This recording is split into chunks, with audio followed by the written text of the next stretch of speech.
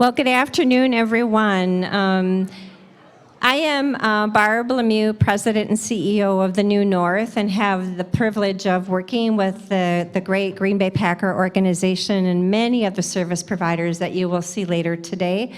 The purpose of today is to get a better understanding of procurement needs for not only the NFL, but the importance of certifications and how you can use those to leverage your businesses. So we have a great dynamic lineup of presenters all afternoon. A little bit of housekeeping. This is our first session. We are recording this, so thank you so much that we'll be able to have this for businesses that were not able to attend today.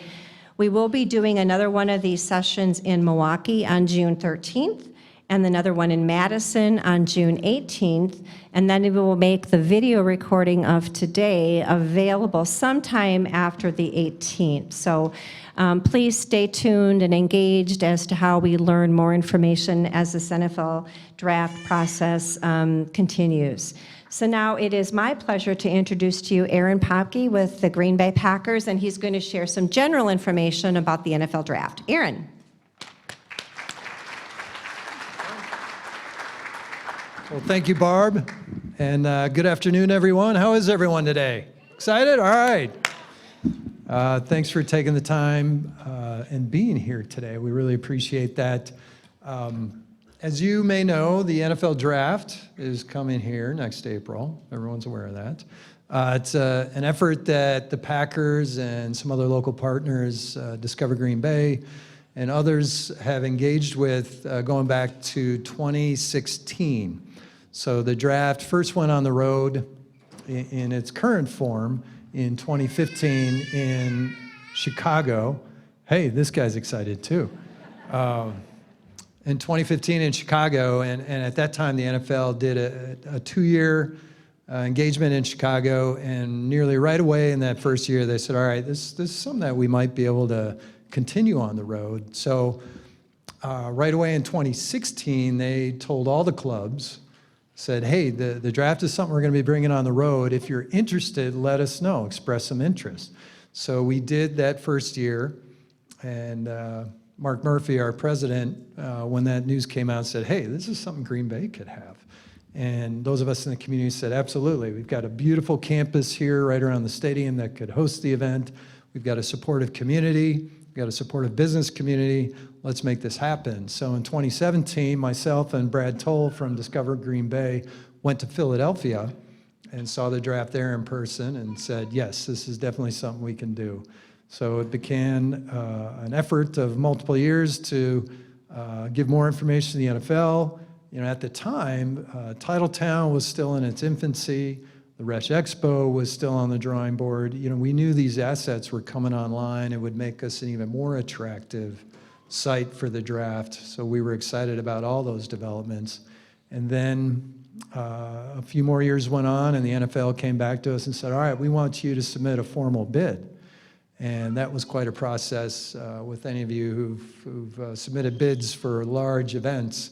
But with the help of many partners, we were able to do that and got into some serious consideration, and then found out we were awarded the draft, a couple Mays ago. So that was all great news for all of us. And so we've been working on this for multiple years at some level, and really since last May, dialed it up even more in terms of all the preparations that need to take place.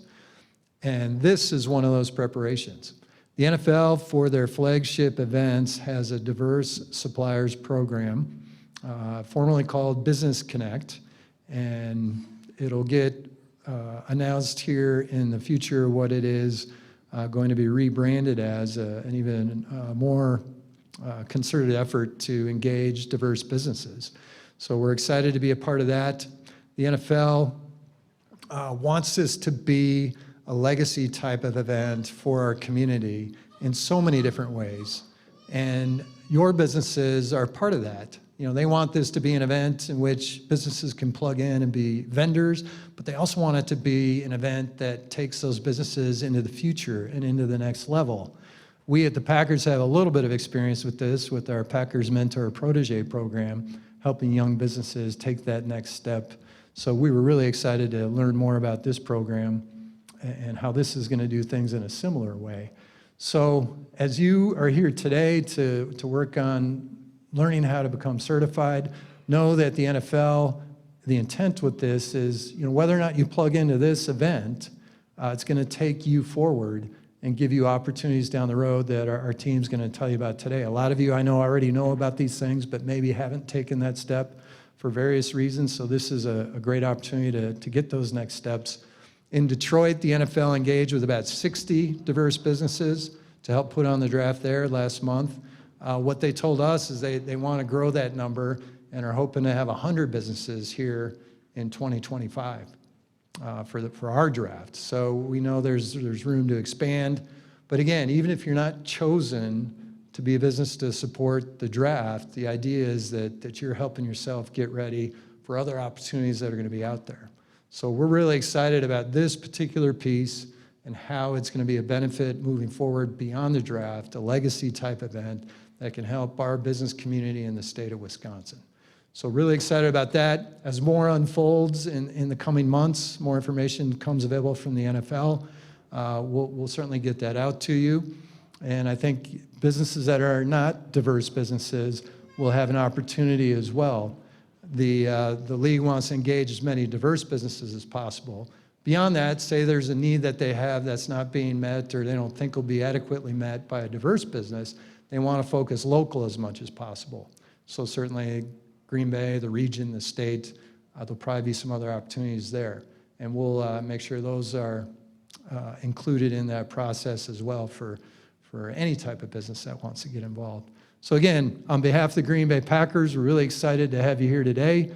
We look forward to this journey to better, certainly the draft is becoming a big event for all of us, but even those of you who don't plug into the draft, just taking your businesses to the next level as well. So thanks for taking the time today, and really give a big thanks from the Packers and Discover Green Bay to Barb, to Anna, to Ina, and the other supporters that are here putting on this informational session. A lot goes on.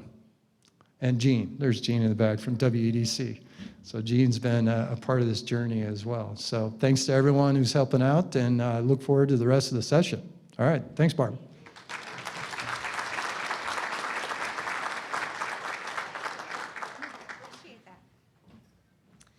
All right, thank you so much, Aaron, for those opening remarks. Super exciting time for all of us.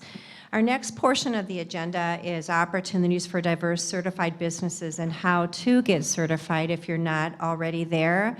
Anna Steinfest from the Green Bay Packer Mentor-Protégé Program and AFF Research will be coming forward along with Ina Willemsons. And did Ina make it in the room? I know she was.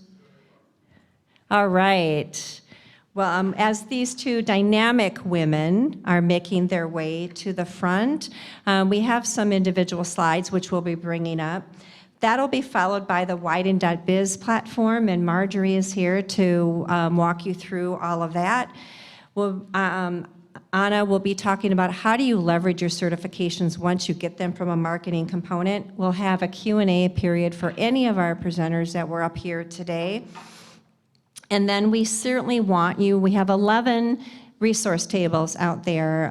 Our state minority chambers of commerce, WPI, so these are individual organizations that can help you get your certification if you do not have it. It's really important to connect with these resource providers.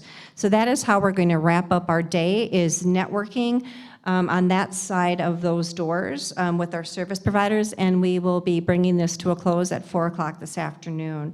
So I think we're going to roll through the next set of slides, and Ina and Anna will be coming forward. Thank you. Yeah, I'm a little bit slow. Strong. Yeah. I have a new knee, so I'm really happy, but welcome, everybody. I'm really amazed at the size of the crowd. Jack Laufenberg here, who some of you probably called and said, how do I get registered or whatever. This morning, we booked 287 people that registered for the event. So Barb, Anna, great work. What we'd like to do now is take a look at the actual certifications. How many of you have an SBA Small Business Administration certification for women, 8A, Hub Zone, or any of that? Raise your hand high. Okay, how about the state of Wisconsin with like Alex back here? Okay, how about a DBE with either WisDOT, Milwaukee County, Dane County, or the city of Madison? Okay, how about third party, the women's, minority, LBGT, disabled? Okay, I would say 20% maybe at best, based on what I saw for hands. If you have a certification already, make sure you keep it current. You see the opportunity that's put in front of you right now. You want to be ready to take that on. A certification is an asset of your business, right? It's an asset just like a piece of equipment or your building or your staff or anything else, your intellectual property. It's an asset that you work with, okay? What we're going to do in the next hour or so is talk about how do you get a certification. If you don't have one, if you do have some of these, listen, there's been some changes on some of these, so you want to be aware of that, okay? If you have questions, oh, should I say who I am first? So I'm Ina Willemsens. I'm with the Wisconsin Procurement Institute. Our group is funded by the Department of Defense and WEDC, thank you, sir, to help businesses in the state with government contracting. And why we're involved in this is because one of the big chunks of our mission is to get small businesses engaged and diverse businesses engaged in government contracting directly and with the prime contractors in the government space. So what we've put together is we have 6 speakers that will talk about the various certifications. We're going to start with, where's James? Come on down. We're going to start with the federal government, and James is going to go through a PowerPoint. If you have questions, raise your hand, and we'll take the questions at the end of his presentation so we can tie it to the type of certification. All right, so I turn it over to James now. Thank you.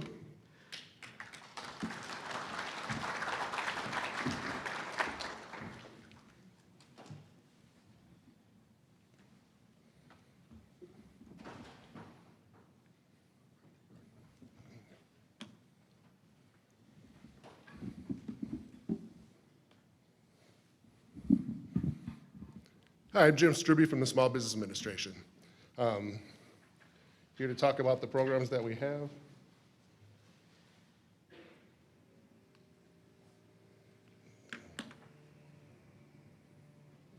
In a second here when I figured out the technology.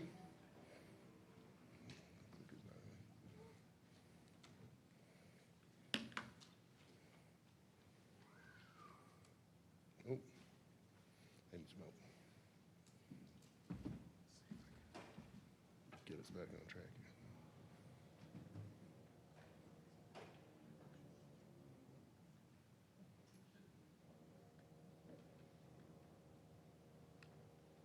Now it works. There you go. All right, now it works. Here we go. It's real this time. Or not. There we go. I know, right? Should have stayed home this morning. I know.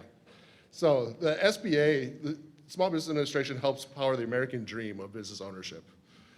We're the only really go-to resource and voice for small businesses backed by the strength of the federal government.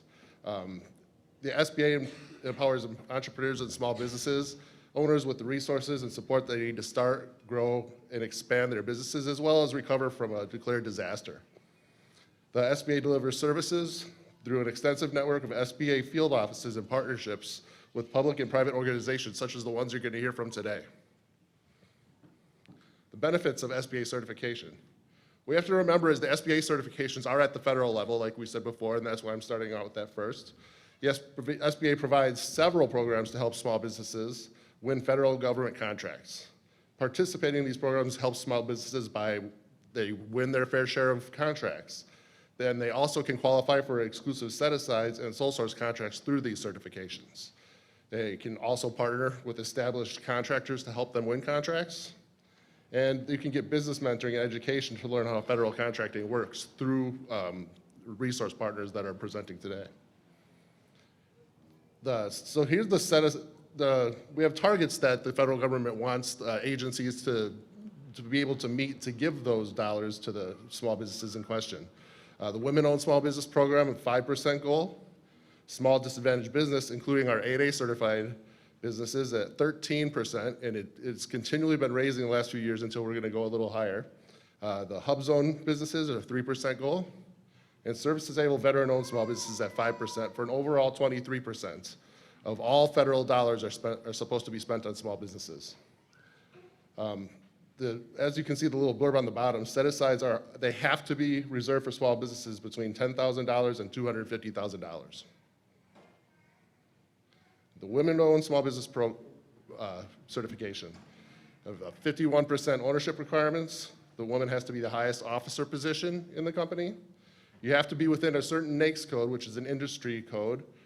You have to have managerial experience of that kind of company that you're running and manage the daily operations of the business.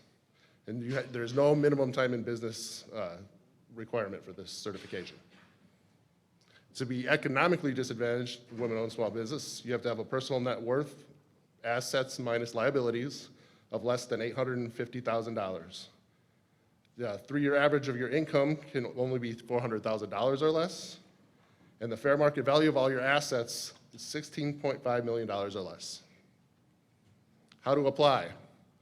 You have to be certified through our online certification process at wosb.certify.sba.gov, or you can use a third-party certifier of the ones listed below.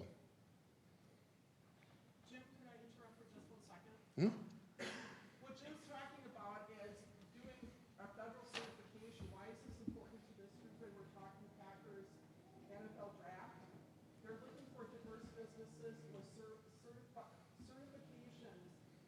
that have this type of qualification and vetting to them. So as you're hearing this, Jim's talking, this is the federal government wants these, but also these are certifications that the NFL draft are going to look at as having value in proving that you're a diverse business. Does that make sense? Okay.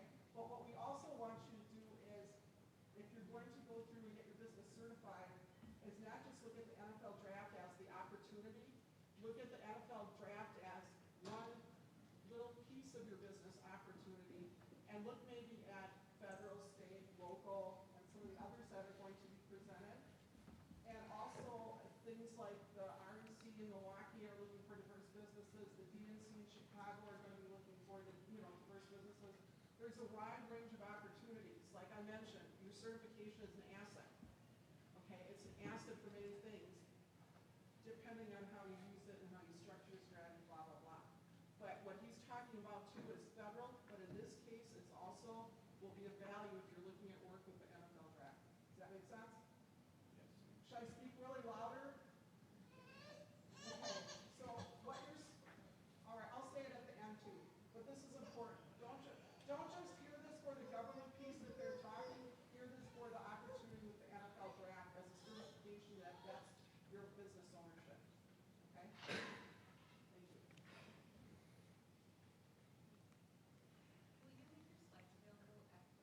Yes.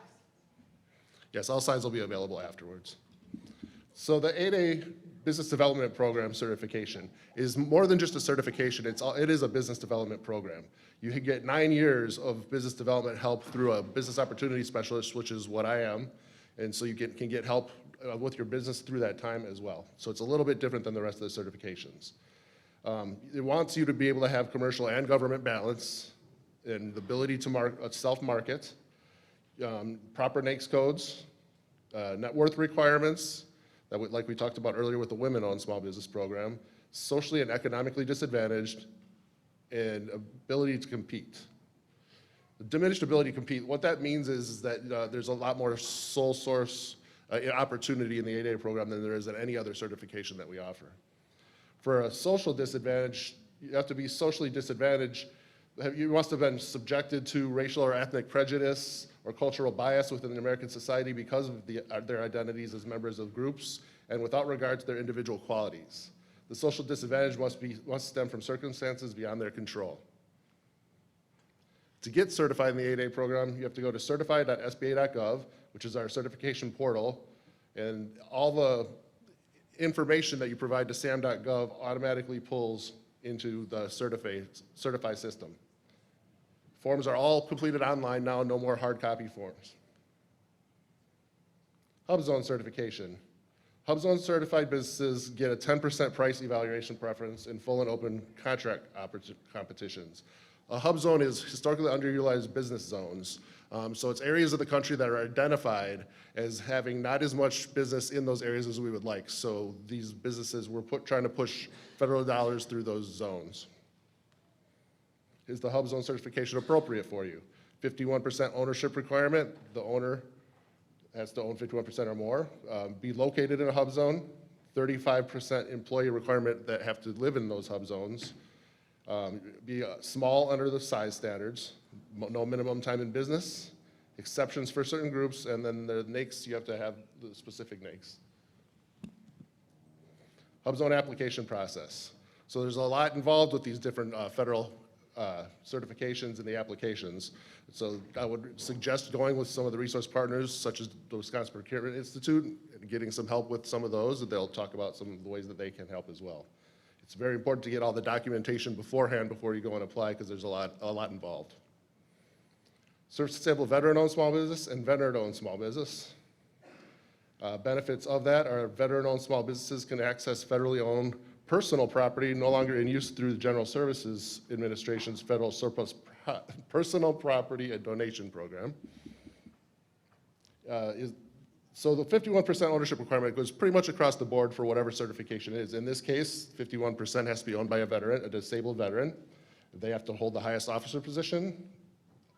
They have to have managerial experience in that type of company and manage daily operations. Applying for the Veteran Small Business Certification, you can see on here what is required. You can apply online at veterans.certify.sba.gov. And a very important program that we offer is the Mentor-Protégé Program. So basically, it's a protege can get valuable assistance from a mentor in all kinds of different areas. And a mentor can benefit in several areas, including by forming joint ventures and performing portions of small business set-asides.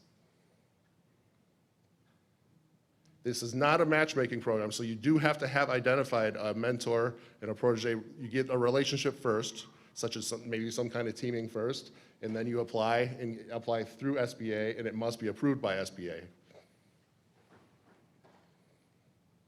And that's all I have for now. Do we have any questions?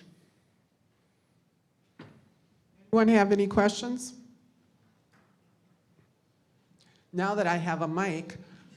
So the brief version of what I said before, and sorry for the clumsiness here, is we're talking about certain certifications that are potentially valuable to your business that can be applied to the NFL Draft Diversity Initiative. Okay? Again, government or any of these certifications, tell me if I'm wrong, they're a little intrusive in your business. They're going to ask you to prove your control. They're going to ask you to prove that you're managing it. They're going to ask you for financials and government documents. But the intent here is to show that there's multiple applications for any of the hard work you put into a certification. Okay? And how much does this cost to get certified by the SBA? Nothing. Okay. How much does it cost for WPI to help them? Or help? Nothing. We're free, he's free. I don't know quite what that means sometimes, but you know, we are what we are. Right. All right, are you sure you have no questions? Again, yes. Say it really loud and say who you are, because this is like a free commercial if you stand up and say who you are. And he's running with a mic just for you. Thank you. I'm Jen from Wybick, and thanks, Ina. I was wondering, on your HubZone slide, you said 51% ownership requirement. What does that mean for HubZone? It's not the same as for the rest Okay, of them. I thought so. I was just checking, like, okay, who's the owner then? Right. That's it, thank you. Any other questions? We want to get Eugene running. I'll see way in the back. I'm going to get my exercise in today.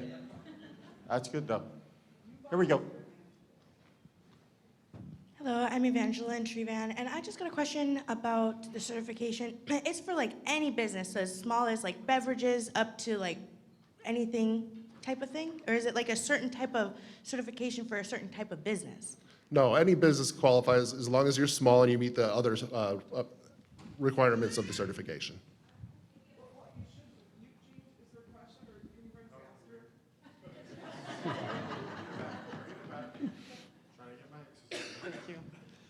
What you need to remember is if you choose a certain certification, you should do your homework before you choose it, right? Because you want to have it give you value.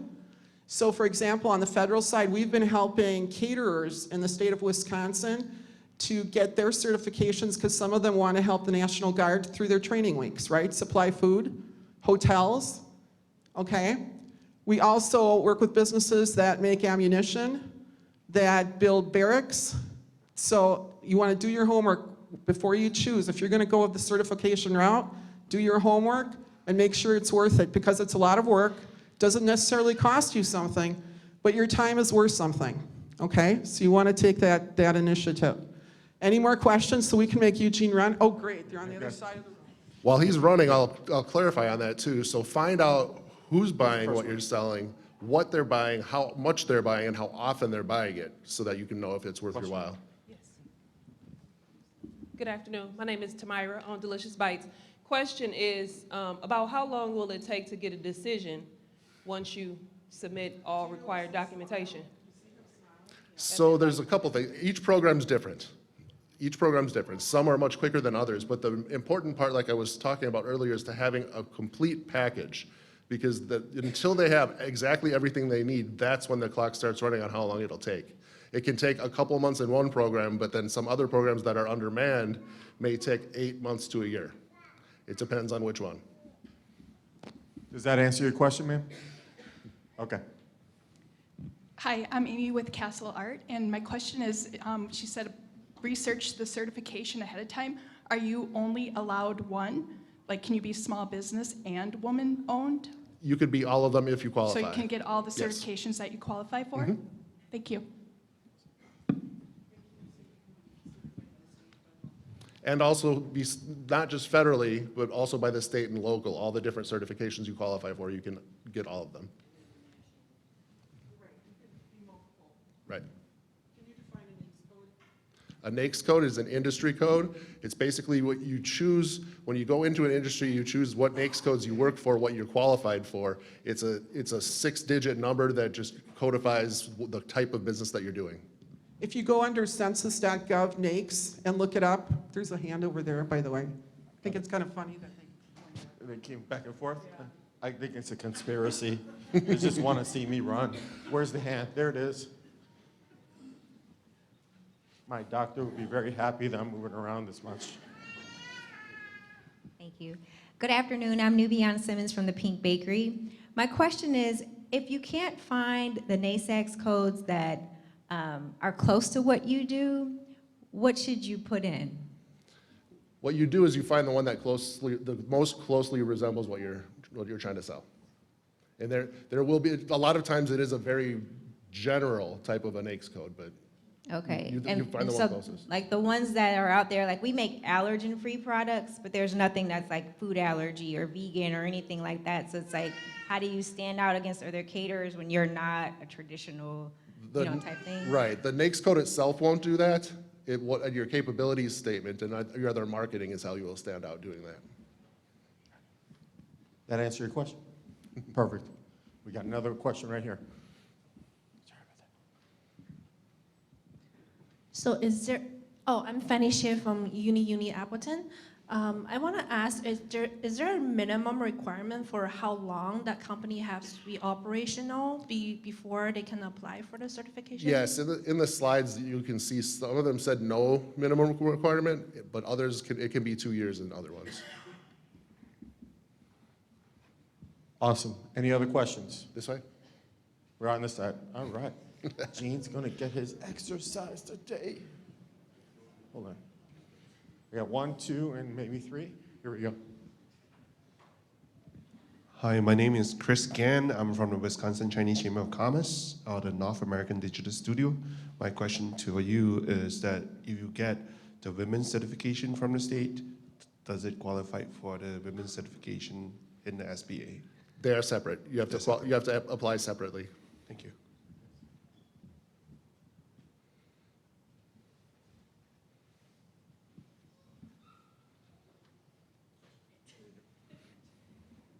Thank you. Jessica Williams with Whimsical Celebrations. I am considered a disabled veteran through the VA. However, I'm not considered a disabled veteran and business owner through the state of Wisconsin. So what does this one qualify for? Is it either one or This is the federal program, so it'll be this, if you're a disabled veteran, even at 0%, you're considered a Excellent, disabled thank you. veteran. Yep. How many veterans are in the house? Thank you for your service.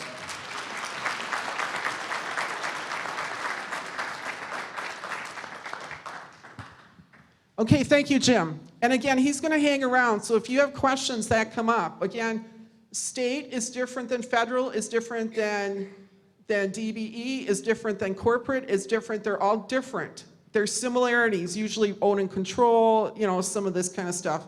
But listen to each one separately, and they're all a little different. So now we're going to ask Alex Izquierdo from the state of Wisconsin to talk about the 3 certifications that the state has. Alex?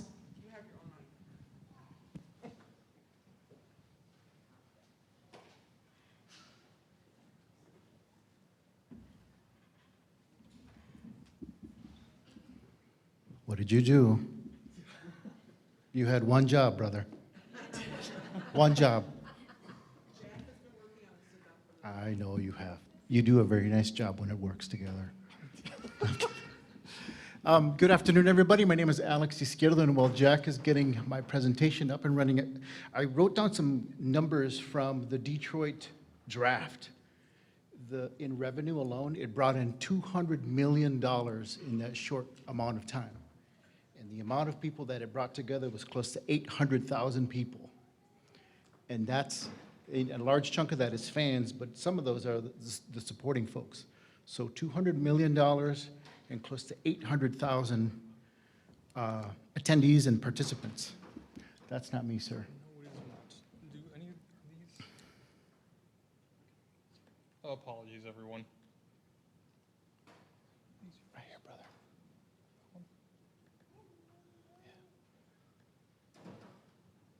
There it is. Nope, you're good. It happens.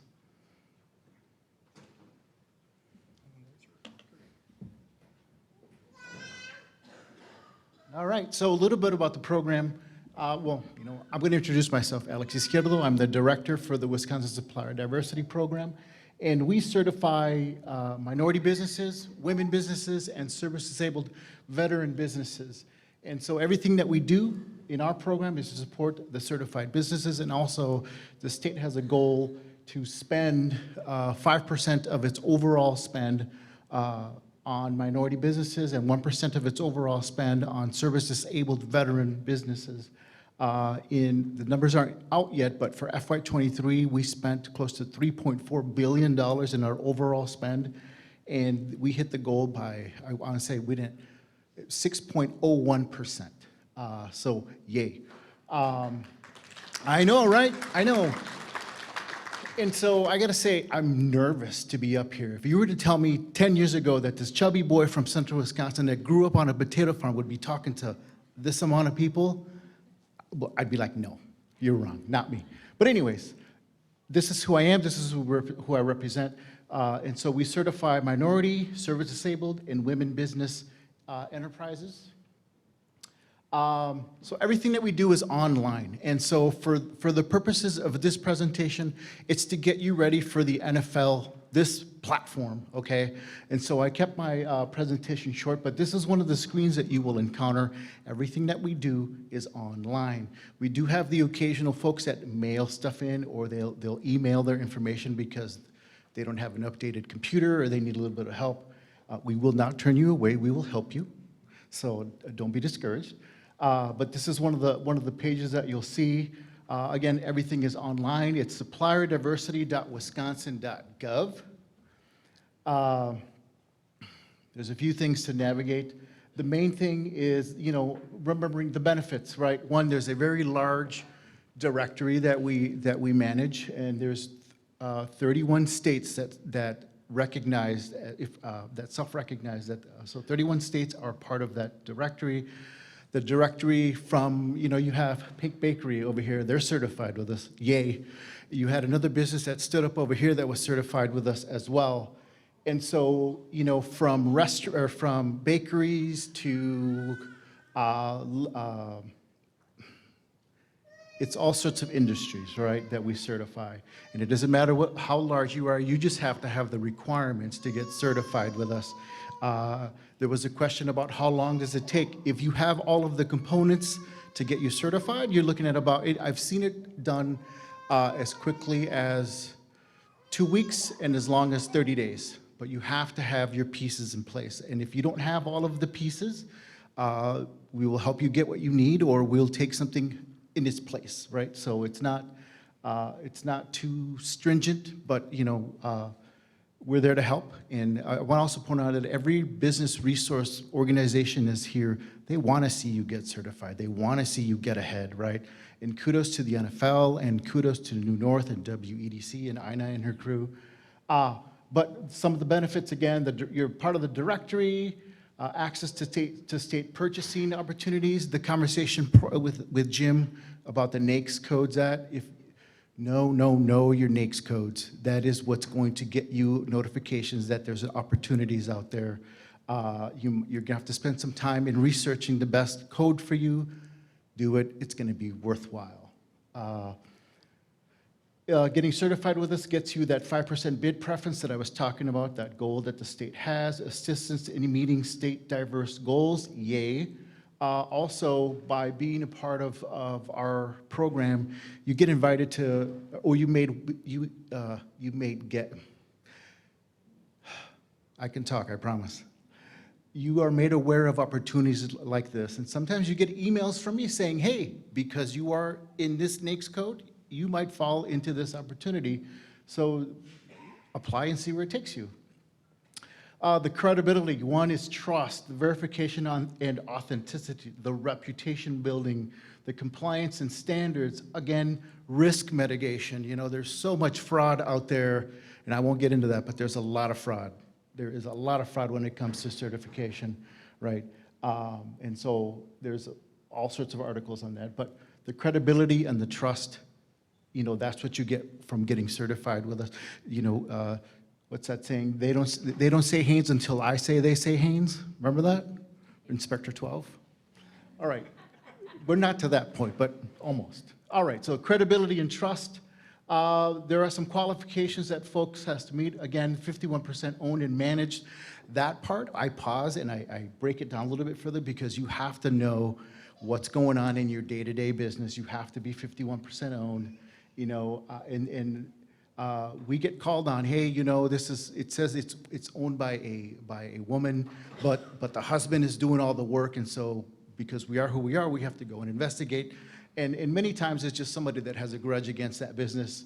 But we take those allegations very serious. So the 51% owned and operated, we take that very serious. You have to meet the specific management and control requirements. There is a grocery list of things that are required in order to get certified with us. And if you get stuck, guess what? I have a team that can help you with that, and their information will be towards the end of the presentation. But for each one of the certifications, there is an eligibility quiz that you have to take. It's pretty easy to follow.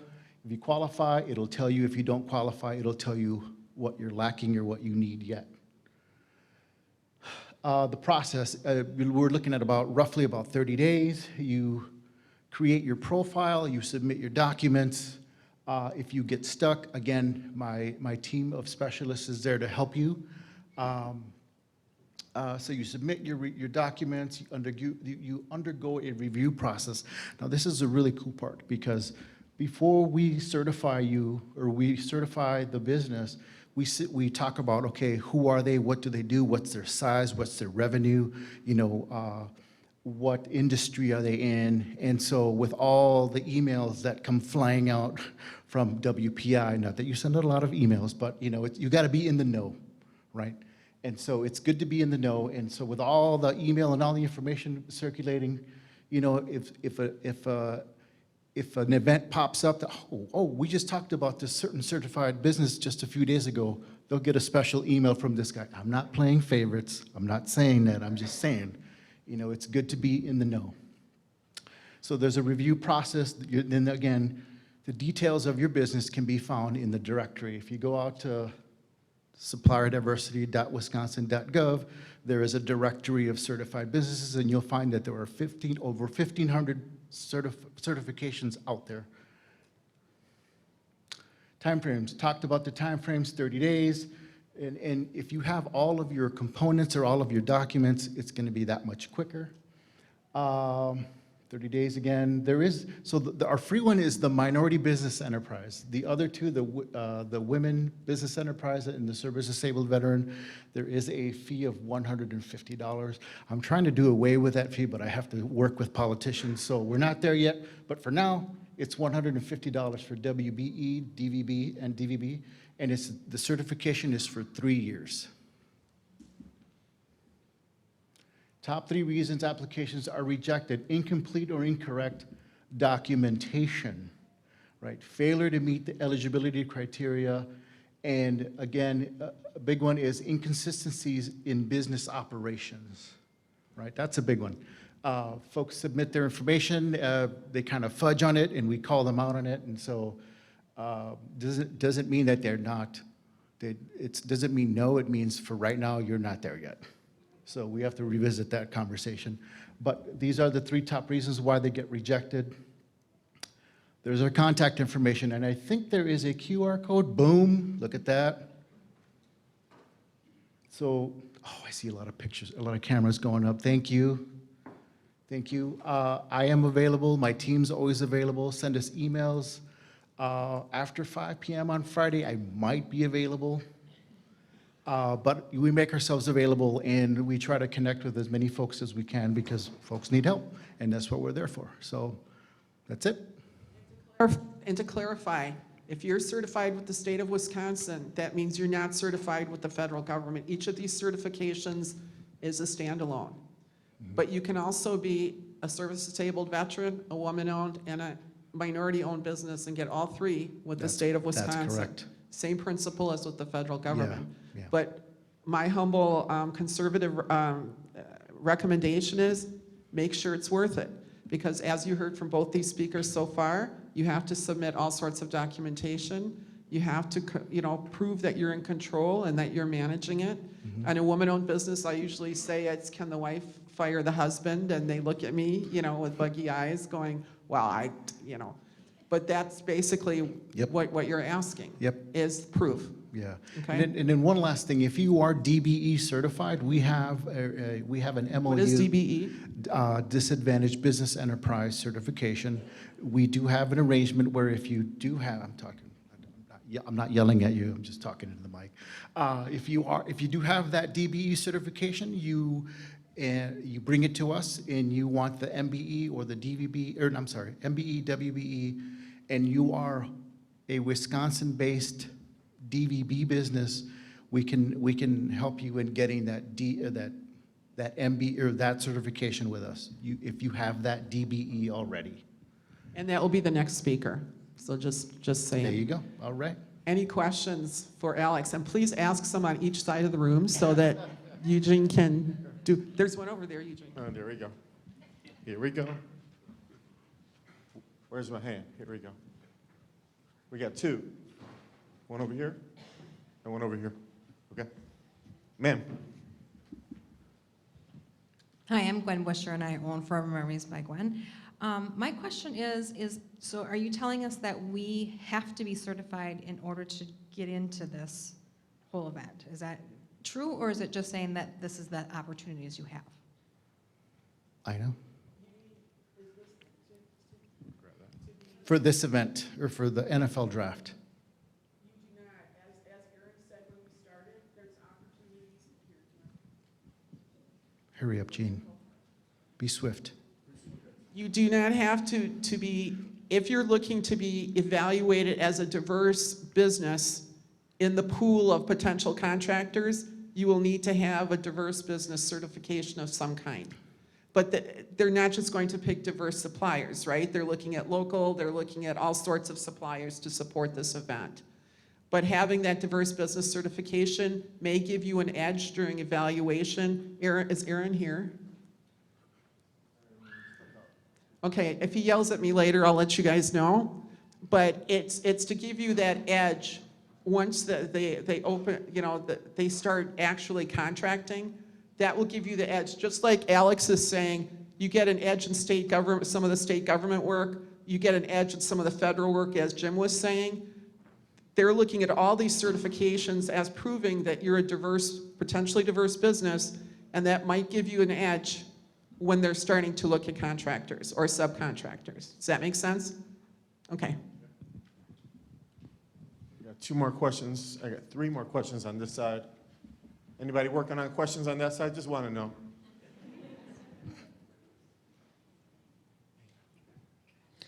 Hi, my name is Roche, owner of Style Pop Cafe. My question is for you with the DBE. If you have that certification, are the documentations that you submitted for that applied for you to be able to get the WBE or the MBE, or Yes. is it applicable? You just present that form to us, and we'll work with you to get you that certification you seek. Is the fee waived too, or is it just the? Yes. Okay, cool, thanks. Yeah. I didn't mention that. The fee is waived. I'm going to sneak by here. There you go, man. Hi, I'm Lisa Hubbard with Mama Hubbard's Cupboard Gluten-Free Bakery. These certifications, do you have to be commercial or can you be cottage? You don't have to be commercial. Here we go. I'm going to scoot by.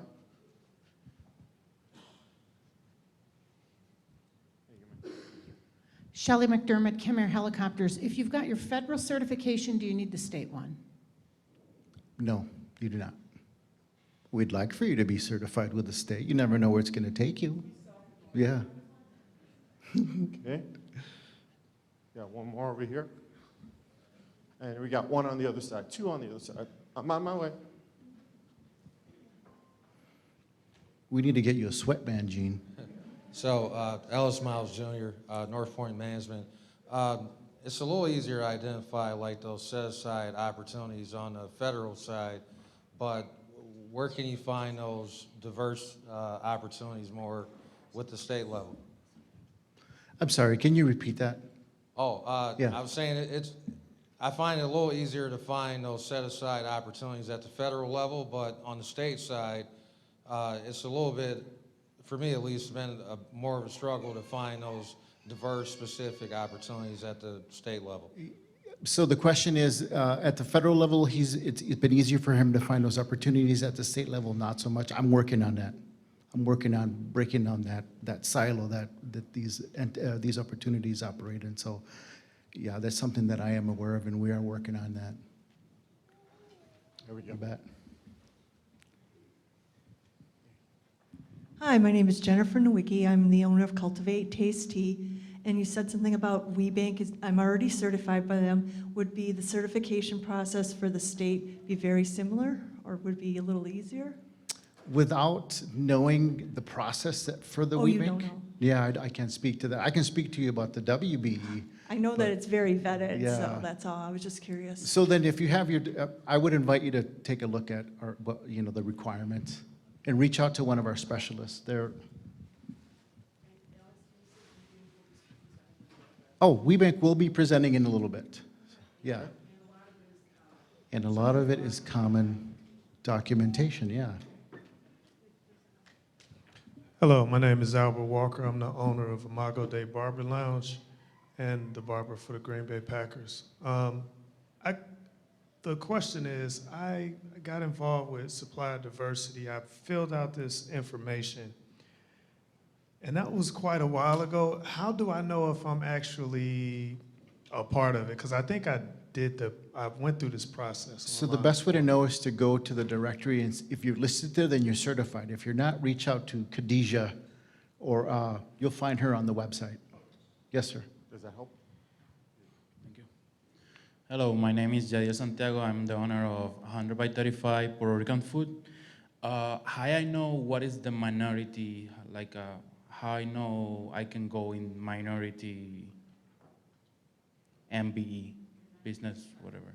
So as they said over here, so the question is, how do I know if I qualify to be minority? Yes. So there is a list of qualifiers, and by looking at you and hearing your voice, I can tell you're a minority. You know, I don't sometimes speak that's all English we really need. good, right? Yeah. It's a fact, sir. He know I'm not from here. He know. Everybody know here. So to be respectful of everybody's time, I'm going to pass it on to the next presenter so that we can. No. I just want the conversations that are coming are going to be very hearty. One more. Yes, One sir. more question. Here we go. So on the supplier website for the registration, when you're registering, it's asking for your DUNS number.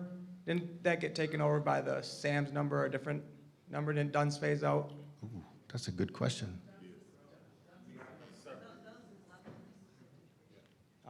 By the way, I'm Cole Ducton. I own a Bay Area Burger restaurant in Green Bay on Broadway, as well as a food truck. Thank you for being Yeah, here. thank you, guys. All right.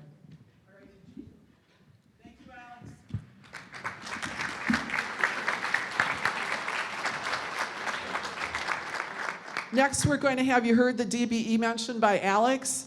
Next, we have Lamont Robinson from Milwaukee County to do a presentation on DBE. And Lamont, you're going to mention the city, county, list, that kind of stuff too, right? I sure will. Thank you, sir.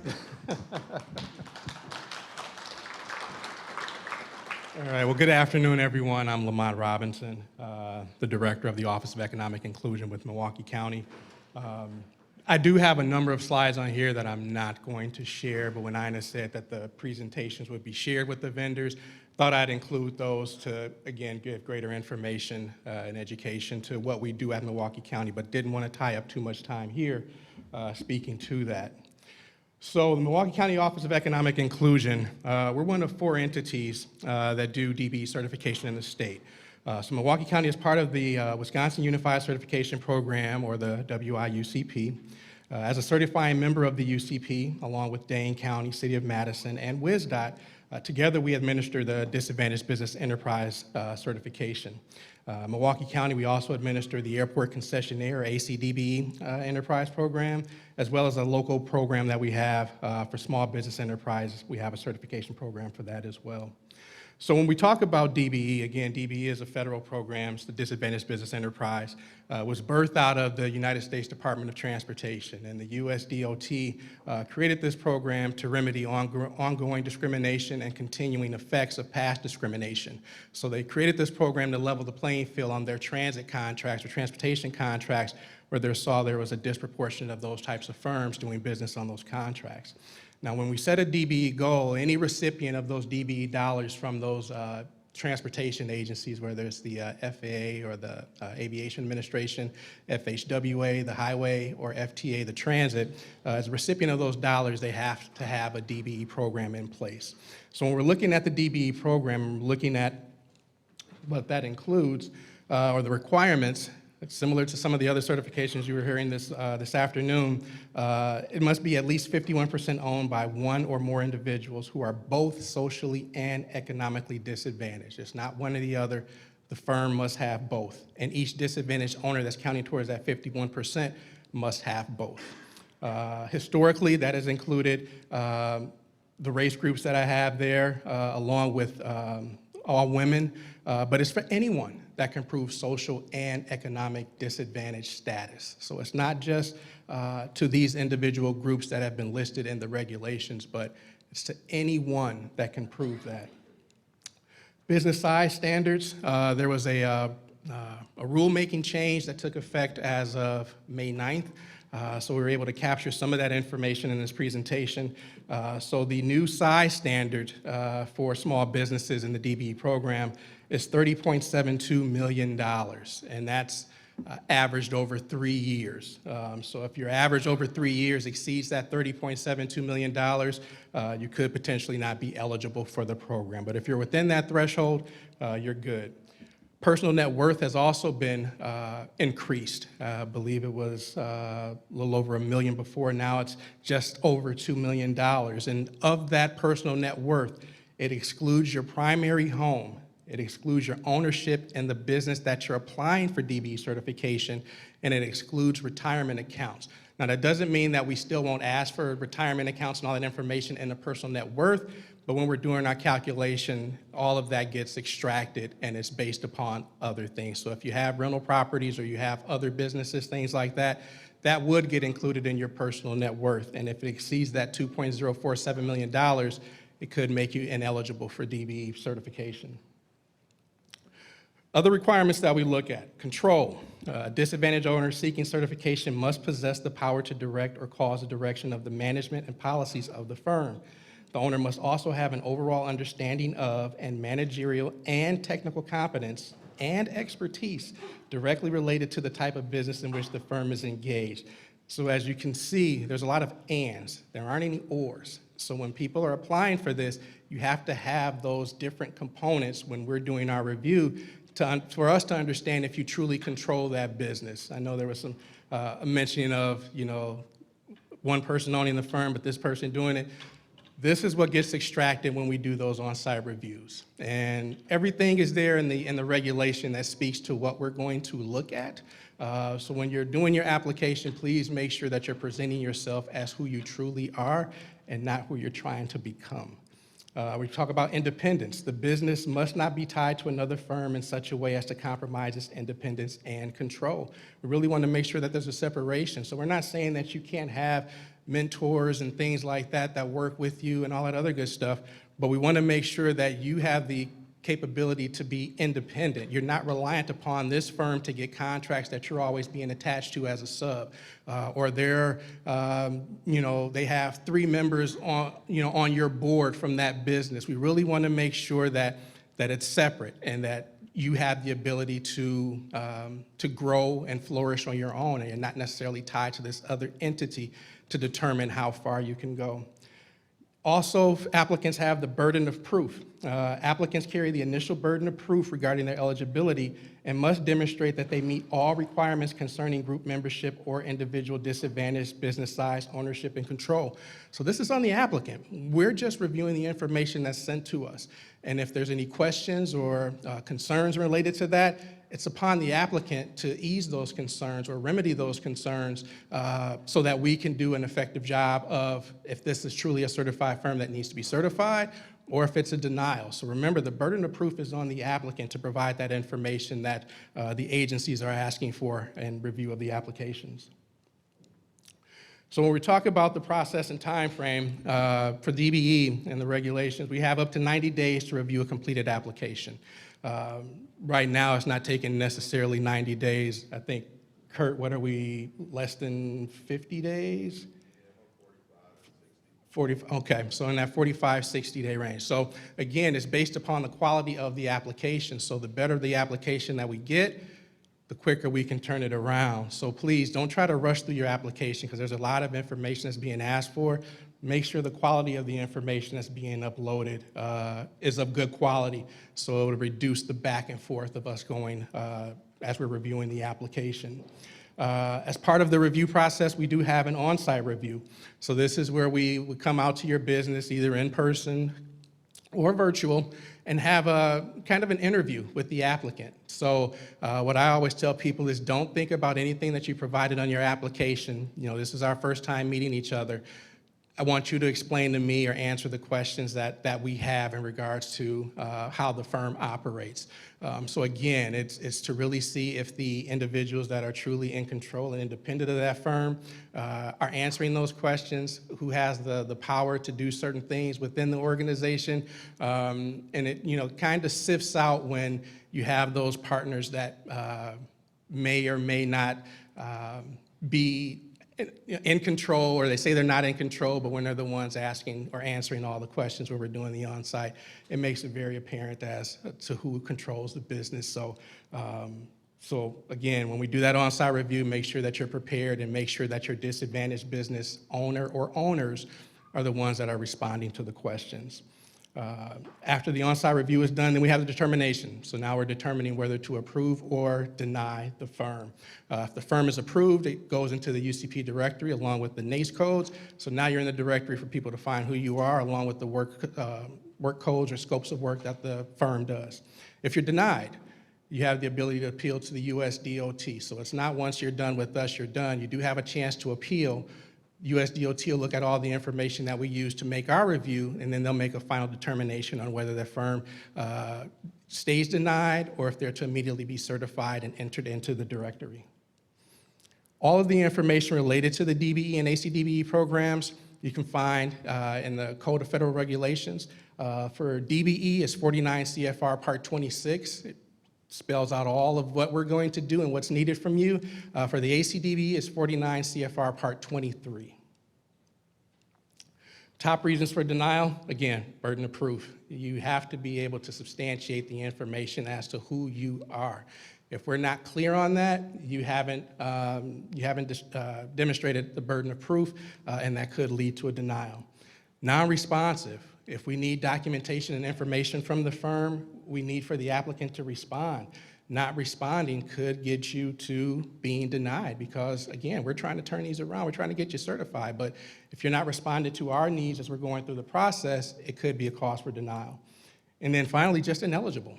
Sometimes a firm just is ineligible, and it's as simple as that. Whether you exceed the personal net worth, whether you exceed the business size standards, whatever it is, sometimes it's just ineligible and doesn't work out. Got this here for leverage and certifications, just something else for you guys to look at. And then I have our UCP information up here because we do have jurisdictions. So for Milwaukee County, we oversee Southeast Wisconsin. So any firm located in Southeast Wisconsin, your application will come through Milwaukee County. If you're located elsewhere in the state, it's probably going to go through WisDOT and then either the city of Madison or Dane County.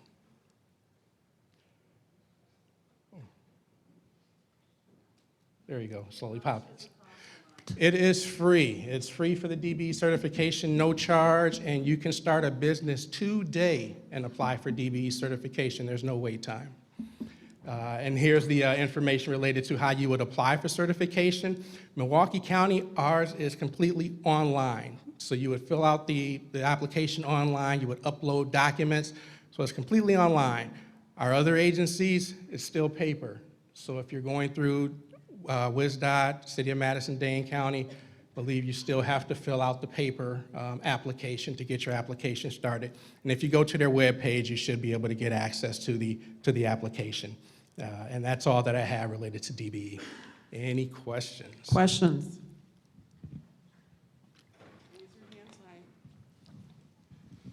We got one.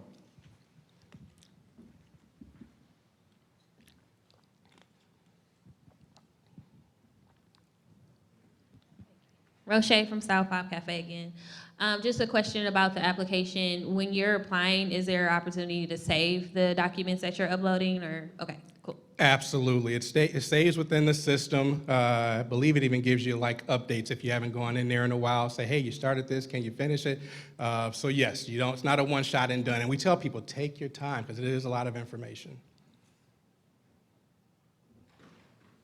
Any other questions? There, we got one over here. Stand by.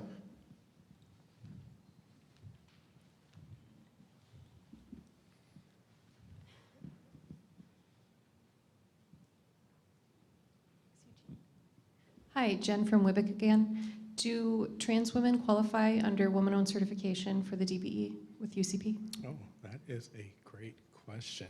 Right now, it's just, they have it under, again, men, women, but it's open to anyone. So as long as they're able to prove that they're socially and economically disadvantaged, they would be eligible to be certified. So it doesn't get real specific because we don't necessarily have those different sets or different types that we're looking at in DBE.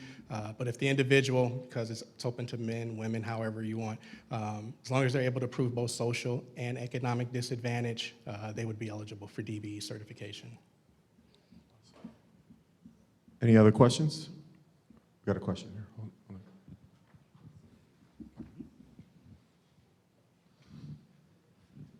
on.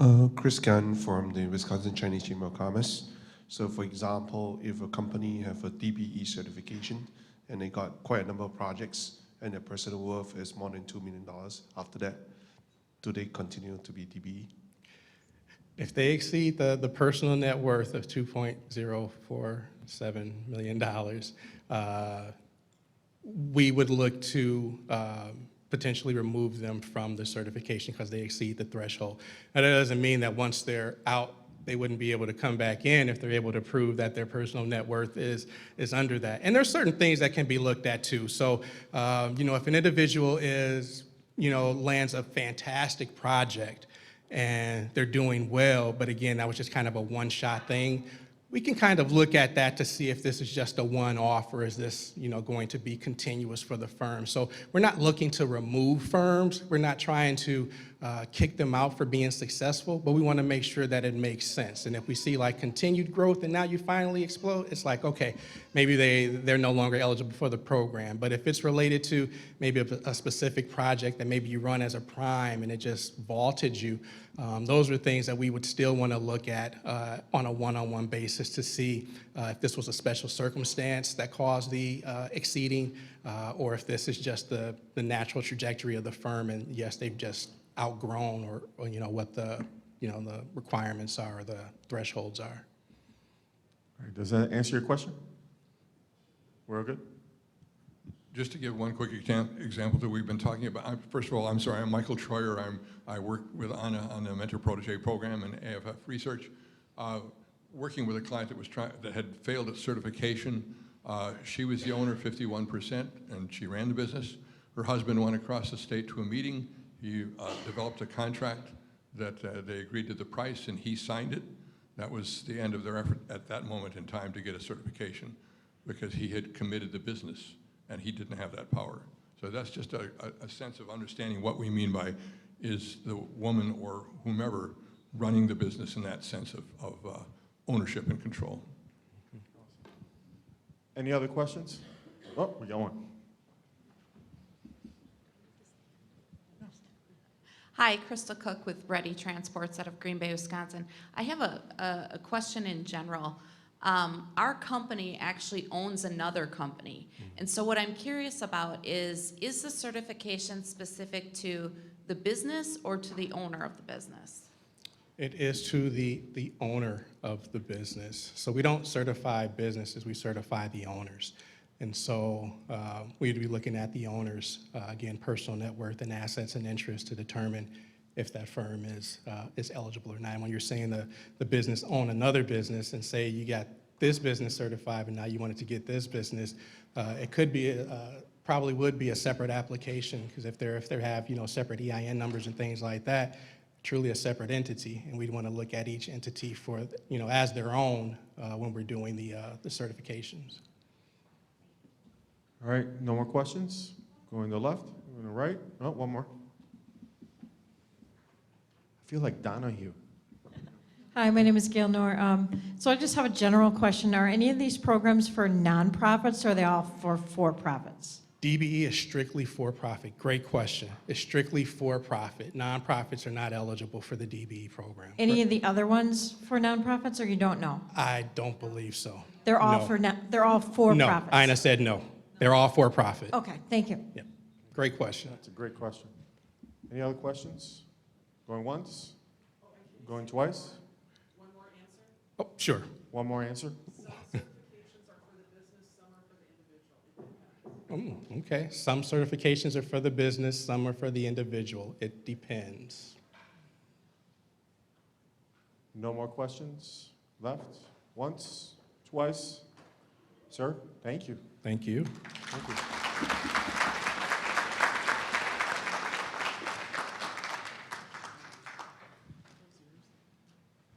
Okay, so far we've had 3 government entities discussing certifications. We've had the federal government certification option, the state of Wisconsin certification option, and the DBE, which is more local-ish certification option. Next, what we want to talk about is we have 3 representatives from 3 organizations that do more of what I refer to as corporate certifications. And we're going to start with Jason Ray. Jason, where are you? And again, that doesn't mean that a government will not, and Jason taught me this when we were on the panel for the Small Business Academy, some local governments will accept the certification that they do, but you have to be very cautious on where any of these certifications applies for what benefit. For the draft here, they're approving these certifications to qualify you as diverse. So Jason, we turn it over to you. Perfect. Well, good afternoon, everyone. My name is Jason Ray, pronouns are he, him. I'm the president and CEO for the Wisconsin LGBT Chamber of Commerce.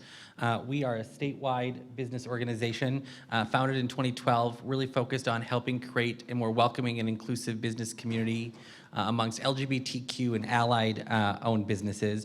We are one of 53 LGBT chambers across the country, all of which are an affiliate of the National LGBT Chamber, which is the official certifying body for LGBT business enterprises. So we are able, as their exclusive Wisconsin affiliate, to help market the LGBT business enterprise certification. So I'm going to walk through the steps of this. As Ina mentioned, this is one of the private sector ones, but we're really seeing it grow in terms of acceptance of the LGBT BE certification in local and state governments across the country right now, but really has been driven in the private sector way through more than half of the Fortune 500 companies really expanding their supply chains. And what you'll hear during this is it's very similar to what you heard in many of the government sector ones, so I'll go through it quickly. We've got two members of our team who are out at the resource table, including Arili Herrera, who's our Supplier Diversity Program Manager, and can help go through any special specifics that you have on it. But the LGBT Business Enterprise Certification, LGBTBE, so the National LGBT Chamber, as I mentioned, it's short for NGLCC. They are the official certifying body, the exclusive certifying body for LGBT-owned businesses. So if you're an LGBT-owned business, the only entity which you can get certified with is the National LGBT Chamber. And they modeled their certifications after a few others, including WeBank and NMSDC. Really, all three have worked together to say, how can we do a similar process? And then, in effect, in many of those instances, have some streamlines. So once you get one, that you can easily get and apply for another. So in order to qualify as an LGBT business enterprise, it must be at least 51% LGBTQ owned and operated. That does not mean it has to be the sole individual, as long as 51% of that business is owned by LGBTQ individuals. So it could be 2 or 3 business owners that come together that make up that majority ownership.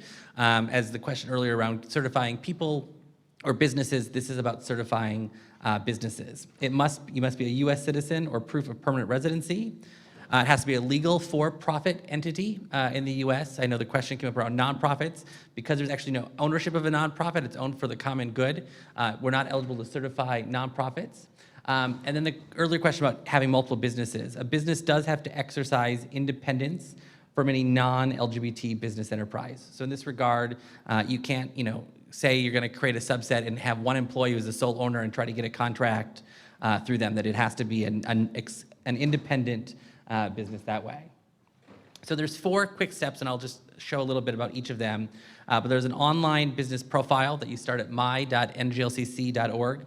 There's some supporting documents I'll show. There's a virtual site visit, and then there's a review by the National Certification Committee.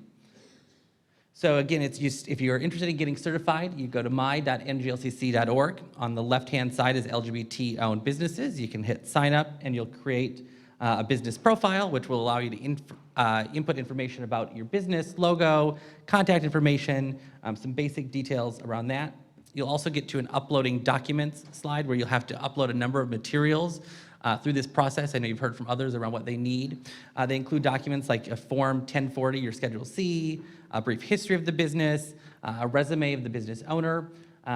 If you are a new business, I know one of the questions I heard was around length in business. There is no requirement. You could be a business that starts today and are LGBT owned and apply for certification, and that's great, and we welcome you to do so. If when you're going through this, then you find out, I don't have any of these documents yet. I haven't filed my taxes yet. All you need to do is upload a Word document that says, I'm a new business that launched in 2024 and I have not filed a Schedule C yet. And that will help you get through, because unless you have every document they need, it doesn't let you get to the next screen. But again, it's all online like the others. It also requires during that process that you upload your LGBTQ status qualifier document. I joke to some that this is your gay card that you actually have to show during this, but you will upload there's one of many of these items on this list, including a letter from your local chamber leader, deeds, house, mortgage insurance, a bunch of different documents that you can see. I know it's hard up here, but we're happy to talk through each of that. But you upload your status qualifier as well to prove that you're a member of the LGBTQ community during that. After that, we do, as you've heard from a couple others, we do site visits, and the purpose is really just to verify the information that you included in your application. While they are virtual, we love to come on site when possible to get to see what you do and get to understand the business a little more. We ask all owners to be present during that, and we go through about 5 pages of questions from everything from how'd you get the expertise to operate this business to who makes decisions when you're not around. Which with my sole entrepreneurs is always a great question. They look at me and say, well, nobody's making decisions if I'm not here. But it's just an opportunity for us to just reveal any inaccuracies in the application. We do that locally. What I will tell you with this application, you will upload all these documents. No one here in Wisconsin reviews the materials. So when your financials, tax returns, any of that, it is all kept very secure through the National LGBT Chamber, and they're the official reviewing body. So once it's done, it goes toward their National Certification Committee, which meets on a monthly basis to review all the applications. The certification is valid for 3 years once you're awarded certification. Again, so it's those 4 steps around the business profile, your supporting documents, the site visit, and then the certification. One of the big questions we get around what's that time frame and the cost for this. So it really depends first on how organized you are as a business owner. If you have your articles of incorporation, if you've got your tax returns all in a file where you know where to go and upload them, you can do it pretty quickly. For some who might need to go and find documents, it might take just a little bit longer that way. So it's all depending on how organized you are. With it as well, it is similar to what Lamont mentioned. You can start it. If you have to come back to it a couple days later, it's great. Come back to it a week later, that's totally fine. So you can save it throughout the process. The next thing with time frame is just how long it takes to schedule a site visit. So if you're a busy person and you're running around with a lot of contracts and don't have time to meet, the site visit could be the delay, but usually we try to schedule that within a week of receiving the application. It takes about an hour. As I mentioned, the certification committee meets on a monthly basis. So from start to finish, I tell businesses it's usually about 90 days from once they start an application to once they get to the full certified process. That certification is valid for 3 years, and then there's a recertification that comes with that. But the big question is the cost. So how the National LGBT Chamber has worked this out is if you were to go to them directly today and say, I want to get certified as an LGBT business enterprise, you could do so, and it'd be $899 for that 3-year certification. If you are a member of the local LGBT chamber in your market, so a member of the Wisconsin Chamber, they will completely waive that certification fee for you. So during your application process, you will upload a copy of your membership receipt, and it completely waives that certification fee, as well as the recertification fee. So it's a great opportunity. As they like to say, membership is local, but your certification is national, and you can use that certification anywhere across the country as we continue to see more and more entities at it. Most recently, the California Public Utility Commission set a goal of 1.5% of their diverse spend has to be with LGBT business enterprises, but you don't have to be a California-based business to be counted in that. So there's lots of opportunities, whether it's with the draft here or with other both public and private sector opportunities for LGBT business enterprises to be counted. There's lots of benefits that come with this. Happy to talk to you at the table outside for those interested, but it includes that recognition. We are getting requests at the Wisconsin Chamber every week from corporate partners saying, we're looking for a diverse business that does this. We're looking for a certified business that does this. We're always happy to help point them in that way.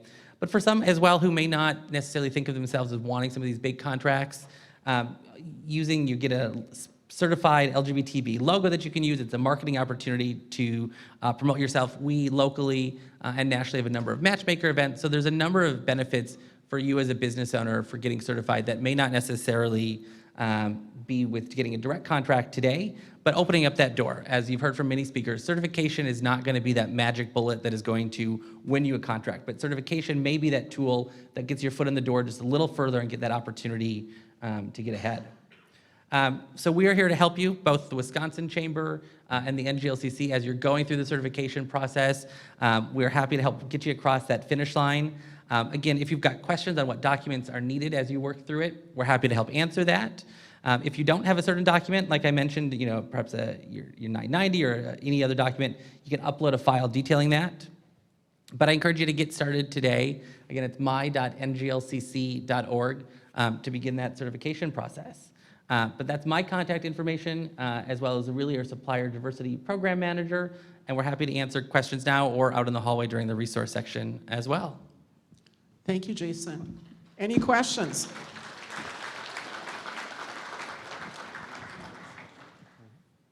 Questions, problems, concerns, comments?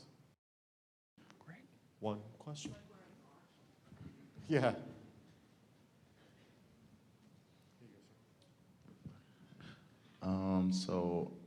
First of all, my name's Kurt. I'm a certification analyst with Milwaukee County with these guys. My question would just be surrounding like the burden of proof with like LGBT, because we're looking to model a program for that too and accept the certification. Can you just speak to that a little bit more? Yeah, it's like this, as far as specifically the status qualifier, burden of proof side of things. Yeah, and you spoke about a card too. Yeah, I joke about the gay card, like that you have to okay, prove I'm they have it. sorry. No, you're good. I'm serious. No, there's a number of documents that you can use that qualify as LGBT status qualifiers that they have done, including wills. They've looked at letters of support, public statements, a variety of things just to prove the LGBTQ status, that you identify as a member of the community that way. So it's been vetted by third-party experts through the certification process. And in fact, while we talk about kind of government contracting, the way the NGLCC has been able to do it is all of the municipal, county, and state governments that they have worked with to include LGBT BEs in the supply chain have done it at a cost savings where there is no additional certification, and that those local units of government have worked on MOUs with the NGLCC for the data, so that they've all recognized NGLCC as the kind of exclusive certifying body that way through their corporate side of things. Any other questions? Does that answer your question or help, sir? You're good? Got another question back here?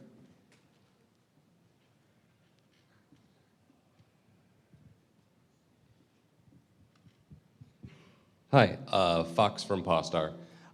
Question, are the status qualifiers reviewed at a state or a federal level, or both? We never see them locally. On the state level, it is reviewed by the certification committee nationally. So they all have a non-disclosure agreement that they sign as I think it's 10 members of the certification committee, and there's like 2 assigned per business to review each time. That helps? We're good? One of our soon-to-be certified, if not yet certified LGBT BEs. There you go. Any other questions? Otherwise, we say thank you. Right, thank you.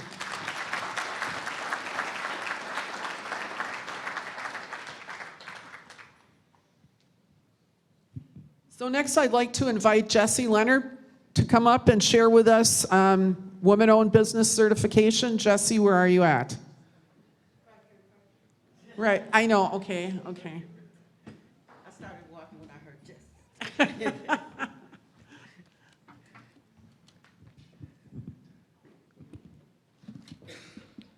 Is this our clicker? That's right. Good afternoon, everyone. I'm glad to be here. My name is Jessie Leonard, and I am the Director of Established Businesses for the Women Business Development Center. We are headquartered in Chicago, Illinois, but my office is co-located in the Wibick office on River Center Drive. About the Women Business Development Center, as you can see, the mission of the organization, we are a 501(c) organization. The mission of the WBDC is to support and accelerate business development and growth, targeting women and servicing all diverse business owners in order to strengthen their participation and an impact on the economy. The WBDC was founded in 1986, which makes us 38 years old. We are a regional partner for the Women Business Enterprise National Council, which is a sister organization to the National Minority Supplier Development Council. The WBDC has over 2,700 certified women-owned businesses regionally and 100 plus corporate partners. The WeBank Enterprise National Council has over 16,000 plus women-owned businesses and over 700 plus corporate members.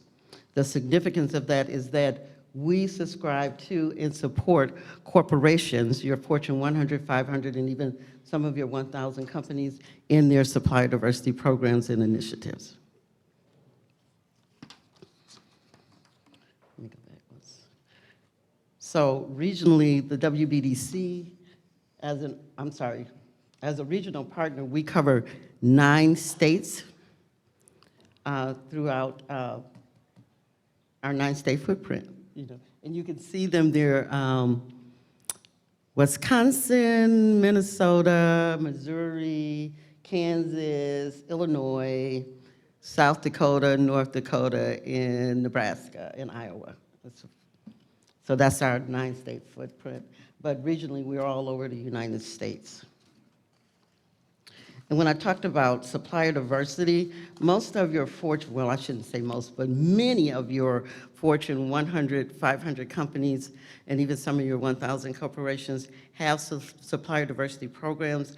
And supplier diversity is a proactive business program that encourages the use of historically underutilized businesses, minority, women, veterans, service-disabled veteran, LGBTQ, disadvantaged, and disabled-owned businesses, by providing small business owners with access to corporate buyers to help level the playing field, to help get you access. The certification itself does not get the business opportunity for you, but what it does do is get you access to that opportunity via the supplier diversity programs within your corporate America.